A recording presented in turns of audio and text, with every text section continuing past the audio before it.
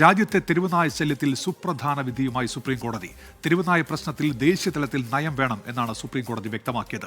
വിഷയവുമായി ബന്ധപ്പെട്ട ഹർജികളിൽ എല്ലാ സംസ്ഥാനങ്ങളെയും കോടതി കക്ഷി ചേർത്തു. അക്രമകാരികളല്ലാത്ത നായ്ക്കളെ വന്ധ്യംകരണത്തിന് ശേഷം തുറന്നുവിടണമെന്നും മൃഗസ്നേഹികൾക്ക് തെരുവുനായ്ക്കളെ ദത്തെടുക്കാമെന്നും കോടതി ചൂണ്ടിക്കാട്ടി. അതേസമയം ABC ചട്ടം പൊളിച്ചെഴുതണം എന്ന് മന്ത്രി MP രാജേഷ് ആവർത്തിച്ചു. ഡൽഹിയിലെ തെരുവുനായ പ്രശ്നം രൂക്ഷമാവുകയും തദ്ദേശ സ്ഥാപനങ്ങൾ നോക്കുകുത്തിയാവുകയും ചെയ്തതോടെയാണ് വിഷയം ആദ്യം കോടതി കയറുന്നത്.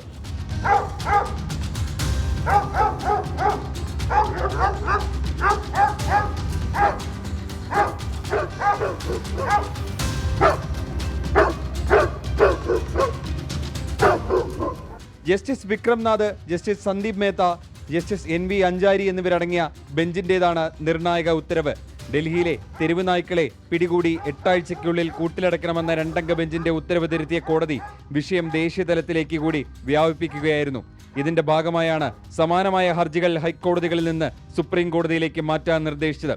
ഏകീകൃത നയം രൂപീകരിക്കുന്നതിനായി എല്ലാ സംസ്ഥാനങ്ങളെയും കേന്ദ്രഭരണ പ്രദേശങ്ങളെയും കേസിൽ കക്ഷി ചേർത്തു. 8 ആഴ്ചയ്ക്കുള്ളിൽ മറുപടി നൽകാനാണ് കോടതി നിർദ്ദേശം. പുതിയ ഉത്തരവ് പ്രകാരം ഡൽഹിയിൽ അക്രമകാരികളല്ലാത്തതും പേവിഷബാധ ഇല്ലാത്തതുമായ തെരുവുനായ്ക്കളെ വന്ധീകരിച്ച ശേഷം തുറന്നുവിടണം. പൊതുസ്ഥലങ്ങളിൽ തെരുവുനായ്ക്കൾക്ക് ഭക്ഷണം നൽകാൻ അനുവദിക്കരുത്. ഇതിന് പ്രത്യേക കേന്ദ്രങ്ങൾ തദ്ദേശ സ്ഥാപനങ്ങൾ ഒരുക്കണം. മൃഗസ്നേഹികൾക്ക് വേണമെങ്കിൽ തദ്ദേശ സ്ഥാപനങ്ങൾ വഴി നായ്ക്കളെ ദത്തെടുക്കാം. സംസ്ഥാനങ്ങളെ കക്ഷി ചേർക്കാനുള്ള നിർദ്ദേശം സ്വാഗതാർഹമെന്ന് തദ്ദേശ വകുപ്പ് മന്ത്രി MP രാജേഷ്. സംസ്ഥാനങ്ങളാണല്ലോ ഈ കെടുതി അനുഭവിക്കുന്നത്. ചട്ടം കൊണ്ടുവന്നത് കേന്ദ്രവുമാണ്.